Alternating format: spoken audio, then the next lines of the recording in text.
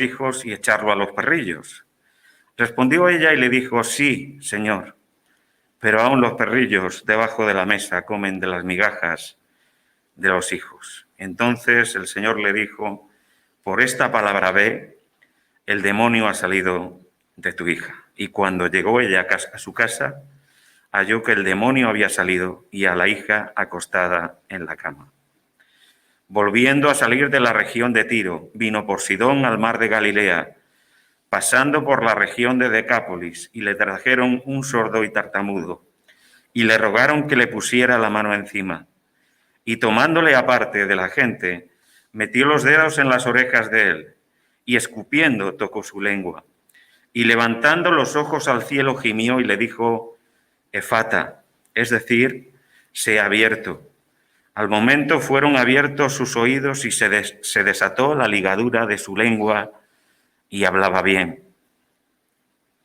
Y les mandó que no lo dijesen a nadie, pero cuanto más les mandaba, tanto más y más lo divulgaban, y en gran manera se maravillaban diciendo: bien lo ha hecho todo, hace a los sordos oír y a los mudos hablar.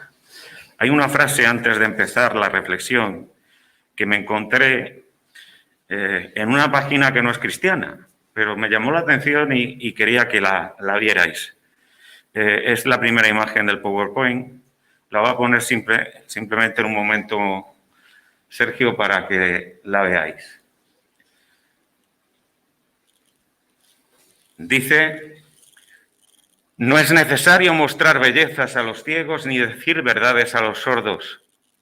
Basta con no mentir al que te escucha, ni decepcionar al que confió en ti.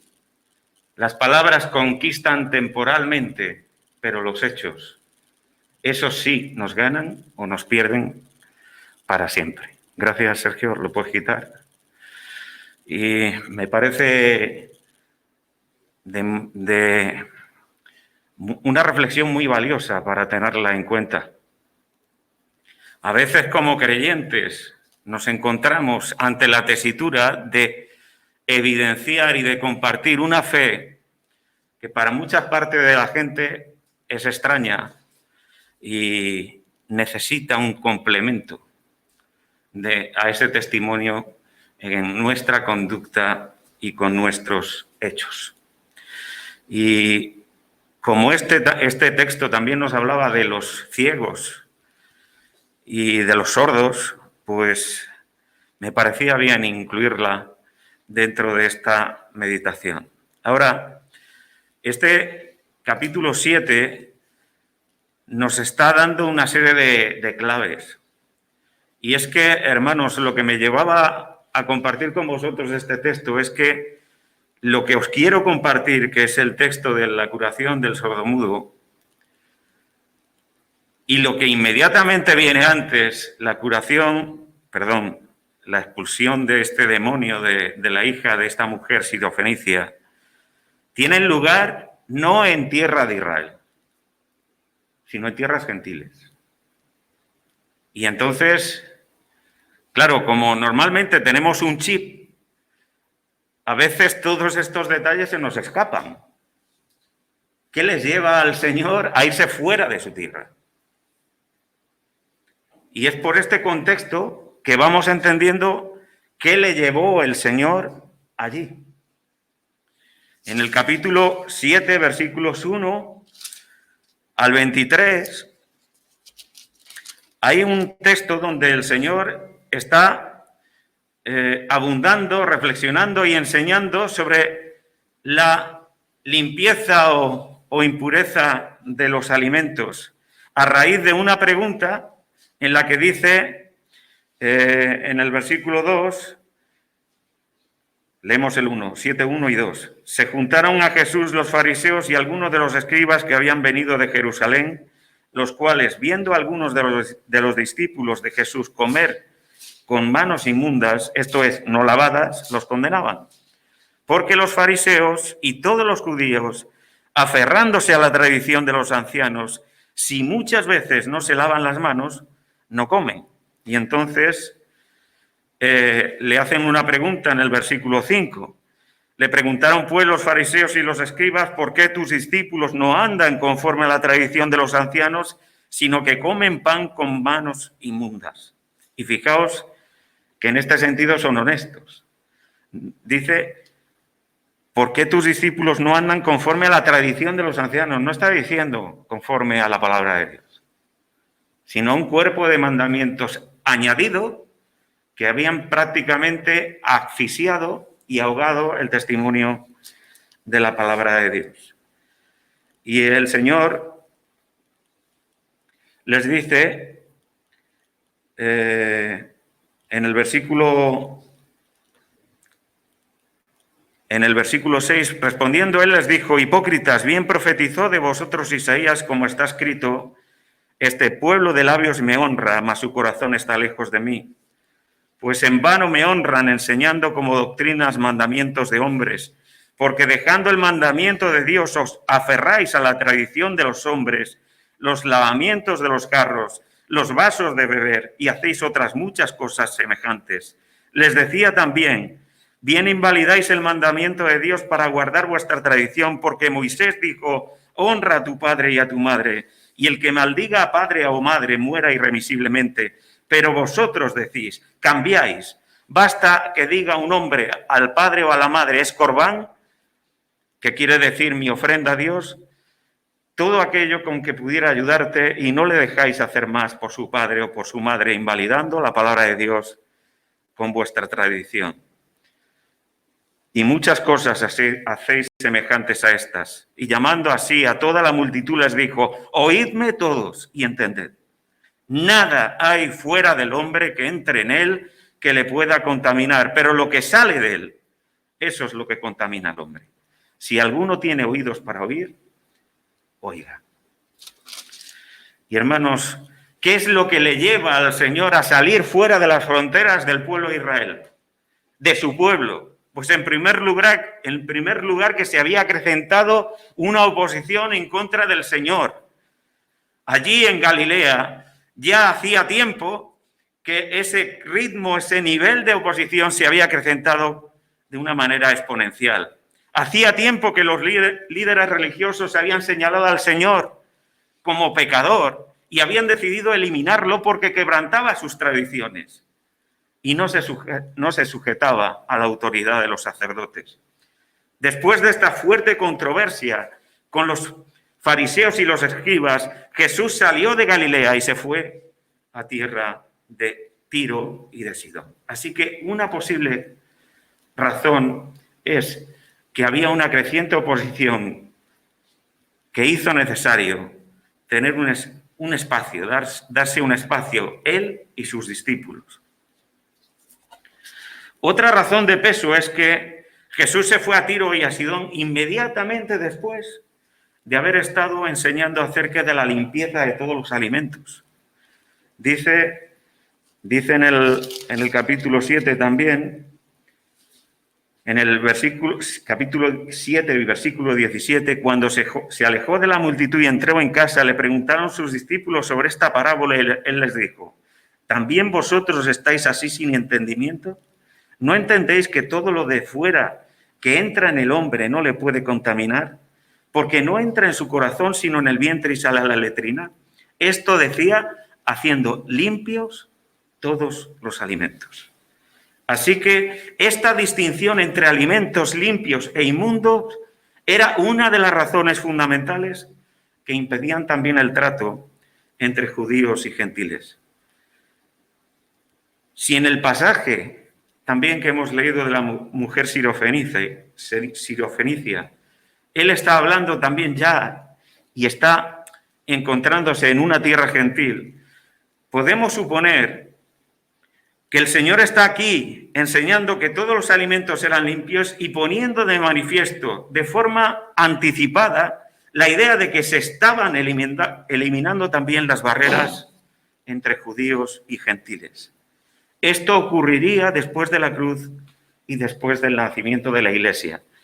Y si os acordáis, en Hechos, cuando Pedro es enviado a visitar a Cornelio, ¿qué vemos allí? Él tiene una visión y Dios hace descender un lienzo grandísimo donde hay toda clase de animales y de cuadrúpedos. Y el Señor le dice, Dios le dice a Pedro, Pedro, mata y come. Señor, no, porque ninguna cosa inmunda he comido o he tocado jamás. Y el Señor le dice, lo que Dios limpió, no lo llames tú inmundo o común. Así pues, nos está hablando anticipadamente del hecho de que aquella buena noticia del Evangelio un día se extendería también a la vida y a las personas del reino, de los reinos gentiles. Pero otra razón de peso que podría ser muy razonable y por la que el Señor pensó que este era un buen momento para apartarse con sus discípulos a solas es esto que vemos en Marcos 6:30. Hace muy poco tiempo, creo que 2 viernes, David nos hablaba de esto. Entonces los apóstoles se juntaron con Jesús y le contaron todo lo que habían hecho y lo que habían enseñado. Y él les dijo, venid vosotros aparte a un lugar desierto y descansad un poco, porque eran muchos los que iban y venían, de manera que ni aún tenían tiempo para comer.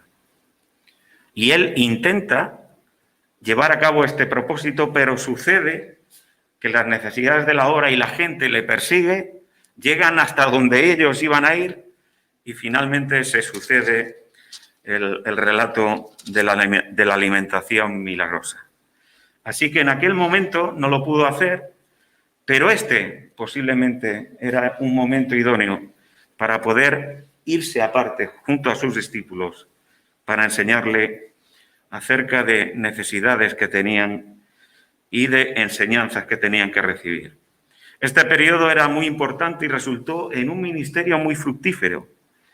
Tal es así que llegaron a reconocerle en Marcos 8:29 como el Cristo, el Hijo del Dios viviente.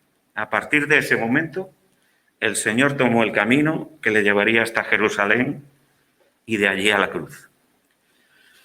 Hermanos, cuando vemos todo esto, ¿cuánto tiempo estuvo? En esta salida fugaz, un poco inesperada, pues no se sabe con certeza, pero probablemente semanas. Hay una imagen que vale más que 1000 palabras. Sergio, ¿puedes ponernos el mapa del PowerPoint?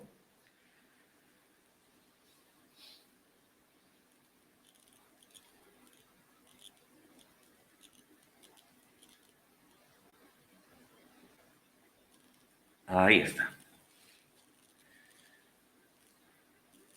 Bueno, pues si os fijáis, en la parte amarilla de la parte de arriba de la diapositiva, ahí está Sirofenicia. El Señor estaba en Galilea, en esa parte del ministerio, y el Señor se va hacia el norte, hacia Tiro, sigue por la costa hacia Sidón, y después dice que vuelve hacia el mar de Galilea, que es donde está este mar en el centro. A ver, Ana. Ahí. Sigue esa vertiente hacia la región de Decápolis. Y es ahí donde se desarrolla el relato que hoy tenemos. Así que posiblemente fueron semanas, pasó bastante tiempo fuera del territorio de Israel. Primero en Fenicia, después en Decápolis y después, finalmente, donde se desarrolla la confesión de Pedro en Cesarea de Filipo. Así pues, en estas tierras de Decápolis y no del pueblo de Israel sucede algo impresionante. No era la primera vez que iba allí. Si os acordáis, en Gadara, una de las ciudades de Decápolis, nos encontramos en el capítulo 5 de Marcos con que él va allí y expulsa muchos demonios de un hombre que estaba allí con ese problema y bueno, la verdad es que después de aquel suceso, en aquella tierra crece un germen primero de rechazo, pero después por el testimonio del gadareno de aceptación de la figura de Jesús. Así que No era la primera vez que se acercaba por aquella región y lo que nos encontramos en este texto es muy bonito. Dice, le trajeron. El texto dice, le trajeron un sordo y un tartamudo y le rogaron que le pusiera la mano encima. Nos recuerda este relato al modus operandi de aquellos amigos que digamos que movieron cielo y tierra para llevar delante del Señor a un paralítico cuando la multitud le asediaba. Y ellos dicen que desmontaron hasta un techo e hicieron bajar desde el techo a su amigo para que el Señor, para presentar delante del Señor a su amigo y que él les sanase. Estas personas de índole gentil, que no tendrían todos los conocimientos de la ley, pero que habían escuchado de la gracia y del poder de Jesús, le trajeron a esta persona delante de Jesús y le rogaron al Señor. No sabemos cuántos eran, no sabemos si eran parientes o amigos, pero sí que le rogaron que pusiese su mano sobre aquel que traían delante de él. Y es muy bonito también la forma en que el texto, Marcos, nos describe las acciones que él hizo. El Señor se detiene, el Señor lo lleva aparte, el Señor le toca y el Señor le cura.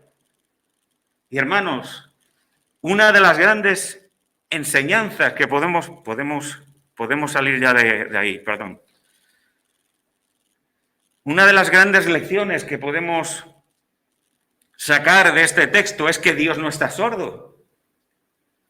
Dios no es indiferente. Dios está atento a nuestras plegarias. Dios está atento a nuestras necesidades. Dios nos ama. Dios hizo todo lo posible y lo imposible por eliminar las barreras y acercarse a nosotros. No fuimos nosotros a Él. Él vino a nosotros. Para aquel momento histórico, el hecho de que una persona judía fuera sorda o muda o ciega no era un problema de salud meramente, sino un problema religioso. Esa carencia era signo de que Dios lo había abandonado, y no porque la ley enseñara esto, sino porque es lo que los judíos habían entendido. ¿Recordáis Juan capítulo 9? ¿Qué le dicen sus propios discípulos? ¿Qué le preguntan al Señor? Señor, ¿quién pecó, este o sus padres? ¿Por qué? Porque era ciego de nacimiento. Y él ha dicho, si es ciego de nacimiento es que algo han hecho sus padres, seguramente. O es que él ha hecho algo. Pero la bendición del Señor no puede reposar sobre alguien que le ha pasado esta desgracia. Lo mismo pensaban los amigos de Job. Si Dios lo había abandonado, la institución religiosa estaba obligada a hacer lo mismo. Eran, por tanto, personas marginadas por la religión que, para mayor desgracia, se veían desasistidos de toda ayuda. Y en las culturas gentiles, porque estamos meditando que no estaban en Judea, no estaban en la tierra de Israel, tampoco les iba mejor. Siendo personas tan dependientes, estaban en el terreno también de la marginación, del rechazo y de la extrema pobreza. Jesús, con su actitud, manifiesta que, muy al contrario al resto, Dios quiere acercarse a estas personas, a aquellos que sufren, a los marginados, a los que son excluidos. Es curioso, porque en Éxodo capítulo 4 y versículo 11, no hace falta que lo busquéis, hay un texto que dice donde el Señor habla sobre las discapacidades. Allí el Señor está llamando a Moisés y Moisés le está poniendo excusas. Y le está diciendo, Señor, te estás confundiendo. Tú no me puedes enviar a mí si yo no sé ni hablar. Si ya de cuidar ovejas yo ya no sé ni hablar. ¿Cómo me voy a presentar delante del faraón? Y el Señor le está diciendo a Moisés que cualquier discapacidad no es problema para él. Y él le dice allí, ¿quién ha dado al hombre la boca? ¿Quién hace al mudo, al sordo, al que ve y al ciego? No soy yo. En el capítulo 61 y versículo 1 de Isaías, que el Señor cita en Lucas 4:18, se nos dice allí, el Espíritu del Señor está sobre mí, porque me ha ungido el Señor para anunciar el Evangelio a los pobres. Este hombre estaba dentro de este grupo. Me ha enviado para proclamar libertad a los cautivos y la recuperación de la vista a los ciegos y para poner en libertad a los oprimidos. Y una vez más, en este grupo estaba este hombre. Ante las dudas de Juan el Bautista, el Señor les dice a sus emisarios, cuando Juan le pregunta, ¿eres tú el que había de venir o esperaremos a otro? Y el Señor le dice a estos emisarios, decidle a Juan, los ciegos reciben la vista, los cojos andan, los leprosos quedan limpios, los sordos oyen, los muertos son resucitados y a los pobres se les anuncia el Evangelio. Y en otro lugar, y bienaventurado el que no haya tropiezo en mí. ¿Qué podemos ver en la vida del enfermo? El evangelista Marcos nos dice que era sordo y tartamudo. Y nos dice esto porque normalmente en este tipo de casos se expresan con dificultad, como más bien dice que tenía el habla defectuosa por no haber podido oír hablar a otros. No saben articular bien estas palabras y entonces tienen una desventaja en relación al resto. Y era este el caso de este hombre. Y Marcos nos da este texto con una clara intención pedagógica. Dato, Marcos estaba preocupado, escribe el Evangelio buscando o en su propósito alcanzar a las personas de índole gentil. Por eso cada vez que se menciona una palabra en arameo o en hebreo, él la traduce. Él busca por todos los medios eliminar las barreras de comprensión entre una cosa y la otra. Aquel hombre estaba sumido en una profunda oscuridad y silencio. Y queridos hermanos, todos espiritualmente estamos así. Porque es una buena imagen de nuestra condición. Somos incapaces de percibir la vida de Dios. Somos incapaces de percibir la voz de Dios. Porque por nuestra condición pecaminosa estamos muertos en delitos y pecados. Estamos sordos, estamos ciegos, estamos paralíticos, estamos leprosos. Somos incapaces de hacer cualquier cosa para poder salvarnos. Esta es la condición de todo hombre. Y es un enfermo muy especial. Y cuando el Señor dice que le traen a esta persona, Él se toma interés. Esta persona ni oye ni habla y vive encerrado en sí mismo sin comunicarse con nadie. Es más, él ni se entera de que Jesús está pasando por allí. Son otros los que le llevan hasta el Señor. Es evidente que la fama del Señor traspasó fronteras y ante la solicitud, el cariño y el interés de estas personas, Él se detiene y les atiende. Y, hermanos, la forma de actuar del Señor siempre es especial. Si os fijáis, una de las cosas que podemos aprender a lo largo del Evangelio es que Él nunca actúa en serie.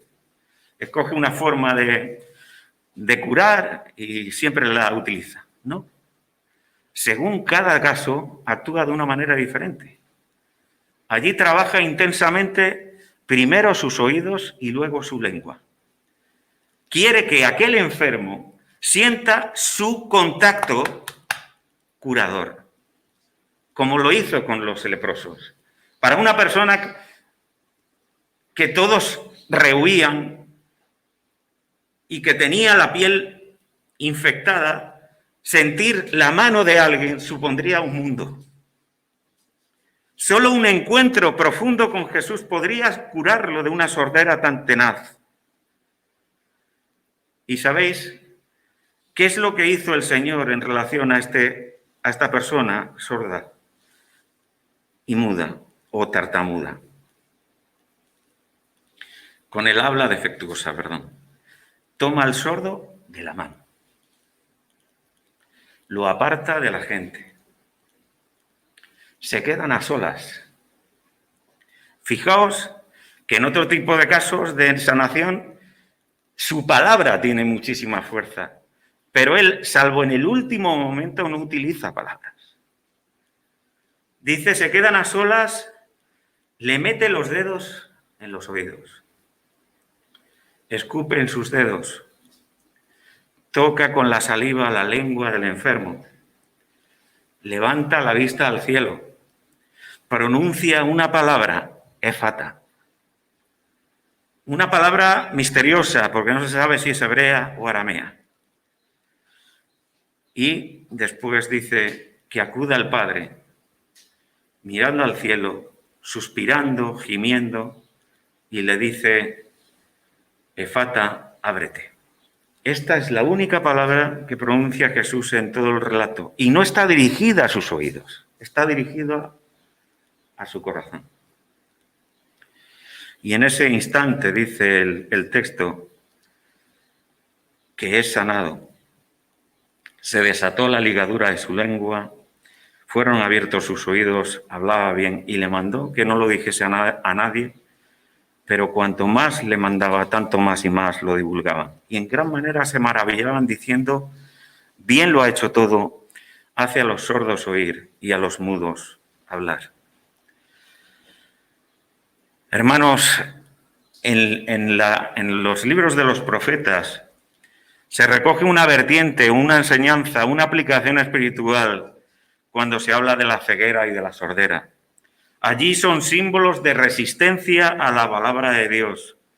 En el Evangelio de Mateo, el Señor mismo parafrasea un pasaje de Isaías capítulo 6 y versículos 8 al 10 y le dice, escucharéis, pero no entenderéis, miraréis, pero no veréis, porque el corazón de este pueblo está embotado, son duros de oído, tienen cerrados los ojos, de modo que sus ojos no ven, sus oídos no oyen, su corazón no entienden y tampoco se convierten para que yo los cure. Es el sentimiento de pesar de un Dios todopoderoso que ama a raudales infinitamente a su pueblo, pero no puede hacer nada a causa de su incredulidad. Todo lo ha hecho bien. La gente de aquellos contornos alaba al Señor. ¿Y qué diferencia, no? Por un lado, en su tierra, discutido, de alguna manera ninguneado, atacado, amenazado. Y en estas tierras donde se supone que debían de ser gente indeseable y que rechazara a la figura del Señor o su mensaje, les vemos honrando y bendiciendo al Señor. Y hay aquí algunas enseñanzas, hermanos, que creo que son muy buenas para poder entender hoy en día. Hoy que somos víctimas también de una pandemia, hoy que estamos sujetos a la amenaza de otra enfermedad que puede acabar con nuestra vida. La felicidad del ciego era ver. La felicidad de un sordomudo era oír y hablar. Eso es lo que esperaban de Jesús, porque únicamente Jesús podía darles esto.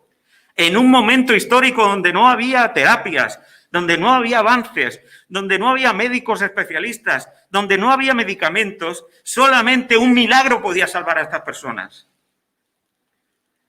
Y por esa razón, aquellas personas y el resto sacan la conclusión de que esa era la misión del Mesías. Un Mesías que les proporcione la felicidad tal como nosotros la entendemos o lo necesitamos. Pero es eso exactamente lo que rehúye el Señor. Es un mesianismo que Él rechaza. Porque el verdadero propósito de la misión del Señor no estaba enfocado en lo externo y en lo inmediato, en lo temporal, sino en lo interno y en lo perdurable. Los judíos, al ver los milagros de Jesús, estaban dispuestos a aceptar que era el Mesías, el que ellos esperaban, la solución de todos los problemas, de la enfermedad, del hambre, de la injusticia, de la opresión romana. Pero Jesús les dice, no, yo no soy esa clase de Mesías. El Señor no acabó con todos los problemas, ni curó a todos los enfermos. Tienen que aceptar que el Mesías es Jesús, y que no va a ser lo que ellos esperaban, sino otra cosa muy distinta. En esta misma línea se inscriben las predicciones acerca de su pasión, el rechazo que de ella hacen los discípulos, la recriminación de Pedro al Señor y su respuesta a Pedro. Finalmente, el rechazo oficial de los fariseos, los doctores de la ley, los sacerdotes, constituirá la negativa completa del Israel a aceptar a este Mesías. Y para nosotros también hay aquí un mensaje. Hermanos, en los milagros, el objetivo no era solamente la salud del enfermo, sino la manifestación, la evidencia de que en Jesús podíamos encontrar al Dios que está aquí, Dios en nosotros. Debían aprender ellos y debemos aprender nosotros de que Él es el médico del cuerpo y del alma, no el juez, no el que vino a condenarnos, sino el que vino a salvarnos. La presencia del Señor, la presencia divina en Jesús no consiste en hacer de esta vida un paraíso, y esto es evidente, sino en hacer que esta vida, nos sirva de antesala y camino al paraíso. Esta vida no es un paraíso, porque aquí está el mal presente, como dolor, pobreza, muerte, injusticia, falta de libertad, pecado. Y el Señor no lo arregló. Hizo algo, pero no cumplió absolutamente con este fin que se cumplirá cuando Él vuelva a venir y cuando Él tenga cielos nuevos y tierra nueva. Este mundo no es un paraíso. Todos nosotros lo experimentamos todos los días. El pueblo de Israel descubrió esta dificultad y lo expresó con tremenda fuerza en el libro de Job también. Cómo el justo muy a menudo es agobiado por desgracias, por oposición, por tribulaciones, por oposiciones. Así pues, el milagro de los milagros consiste precisamente en creer en Dios a pesar del mal. Aunque nuestra razón demanda que si Dios existe, no exista el mal, Jesús manifiesta que Dios es nuestra fuerza contra el mal y que nos quiere usar a nosotros como agentes de cambio para liberar del mal a los demás. Este es el núcleo básico de la fe cristiana, hermanos. El conocimiento de Dios, de que Dios es eso, no lo que nuestra razón se imagina, y de que Él nos anima en este mundo que no es un paraíso a vivir por la fe cada día. El justo por la fe vivirá. Esto se lo dice Habacuc cuando se avecina una tragedia y un cataclismo para el pueblo de Israel terrible. Y Habacuc se agarra a esto. La fe consiste en aceptar a ese Dios. Su consecuencia para nuestra vida es también evidente. Nuestra fe en Dios no nos sirve para hacer más confortable nuestra vida, como muchas veces podemos pedir, sino para comprometernos en hacer nuestra vida útil. No confortable, útil.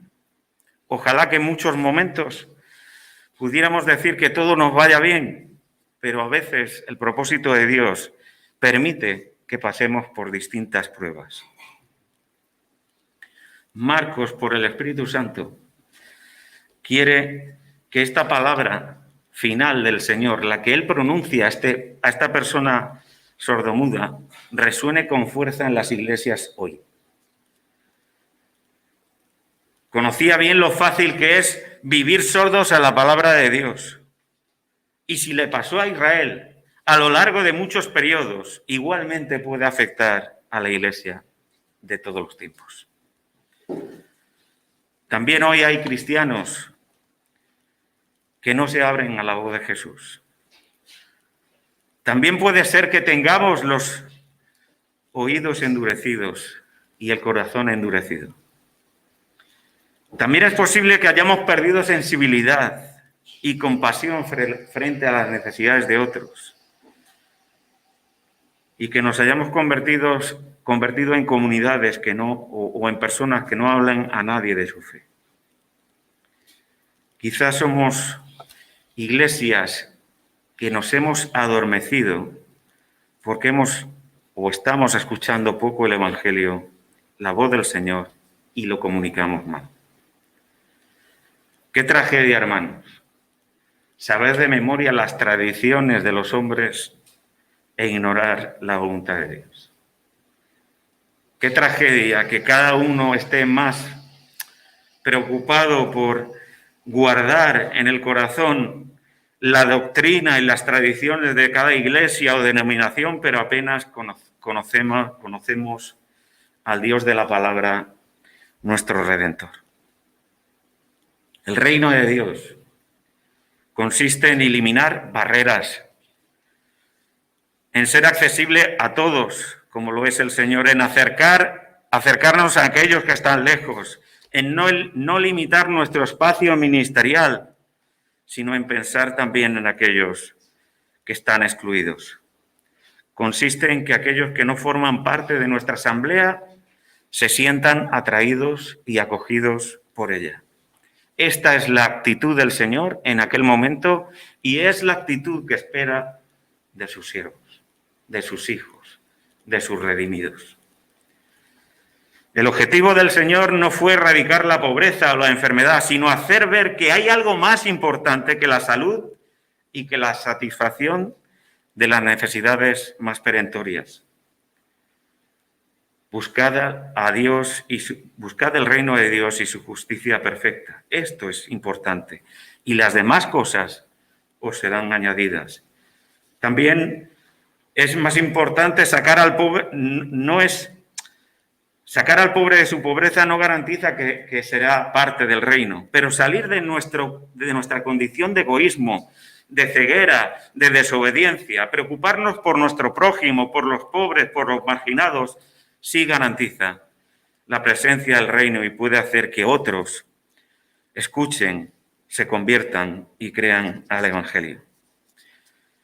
Quizás uno de los errores más grandes en los que podemos incurrir, hermanos, esta es una de las enseñanzas de este pasaje, es dejarnos llevar por la sordera.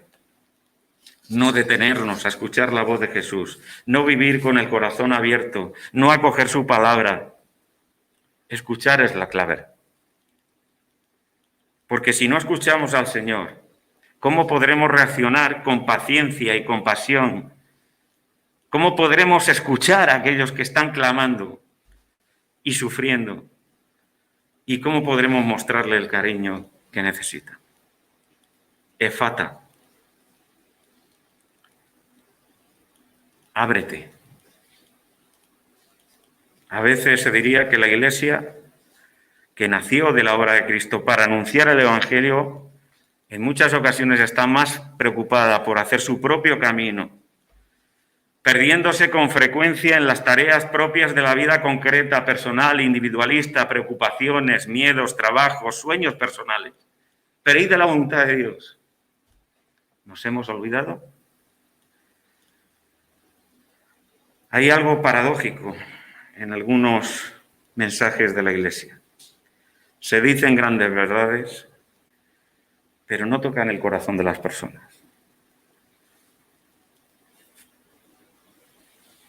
Y quizás sea porque la sociedad no está esperando a gente que se sabe muy bien la doctrina, los dogmas, las claves del Evangelio, sino que está esperando y escucha o puede escuchar con atención una palabra clarividente inspirada en el Evangelio de Jesús cuando es pronunciada por una iglesia compasiva.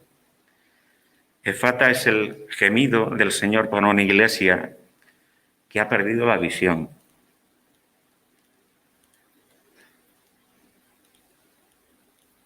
En otra ocasión le dice a sus discípulos: yo he rogado por vosotros para que vuestra fe no falte. En otra ocasión, el apóstol Pablo dice que el Espíritu Santo gime por nosotros con gemidos indecibles, intercede y gime por nosotros con gemidos indecibles. ¿Cuánta necesidad tenemos, hermanos, de ir a solas con el Señor? De que Él nos tome de la mano, de que Él toque nuestra vida. A lo mejor no es nuestro oído, pero a lo mejor es nuestra boca, o a lo mejor es nuestra mente, que está muy perdida, o a lo mejor es nuestro corazón, que está endurecido. Pero cuánta necesidad tenemos de que Él toque nuestras vidas. Ábrete a mí, nos está diciendo el Señor como aquel sordo mudo. Él nos llama a estar a solas con Él para dejar que Él actúe. Por último, dice en Apocalipsis 3, 20 y 21, yo estoy a la puerta llamando. Si alguno oye mi voz y abre la puerta de mi corazón, de su corazón, entraré a Él y cenaré con Él y Él conmigo. Y más adelante dice, al que venza, le concederé sentarse conmigo en mi trono, como también yo vencí y me senté con mi Padre en su trono. El que tiene oído, vuelve a repetir, oiga, entienda, comprenda y actúe en consecuencia. ¿Qué dice el Espíritu a las iglesias? Ojalá que el Señor nos ayude a ser sensibles a esta palabra y a empezar a valorar cómo estamos cada uno de nosotros. De aquí a muy poco empezaremos un nuevo curso y no podemos vivir la vida por inercia. Tenemos que dejar que el Señor priorice, monopolice, gobierne completamente nuestra mente y nuestro corazón. Que así sea y el Señor nos bendiga. Vamos a tener una oración. Señor maravilloso, muchísimas gracias por esta tu santa palabra. ¿Cuántas veces nos vemos reflejados en ella? ¿Cuántas veces, Señor, necesitamos de tus toques de atención? ¿Cuánto necesitamos, Señor, que tú nos sensibilices, que tú nos cambies, que tú nos despiertes, que tú toques con ese colirio santo, como también decías en ese pasaje de Apocalipsis, y nos hagas recuperar la vista? ¿Cuánto necesitamos que tú trates nuestros oídos, nuestro corazón, nuestras manos caídas, nuestras rodillas debilitadas? Señor, nuestro entendimiento, que a veces está entenebrecido o nos hace comportarnos como necios. Yo te pido perdón, Señor, por todas aquellas cosas, Señor, en las que, Señor, no estoy viviendo a la altura de tu llamado, de tu amor, de tu interés, de tu evangelio. Y te pido, Señor, por esta iglesia y te pido por mí, para que nos ayudes, Señor, a acercarnos a ti, a dejar que tú, Señor, puedas hacer la obra que quieres en nosotros, puedas cumplir tu propósito en nosotros, puedas restaurar aquellas partes de nuestra vida que están, Señor, afectadas, Señor, por algún tipo de anomalía. Y, Señor, tú nos cures, sobre todo en la vertiente espiritual, de aquello que nos aleja de ti y, por tanto, nos aleja de poder transmitir una fe llena de esperanza, de poder a otros.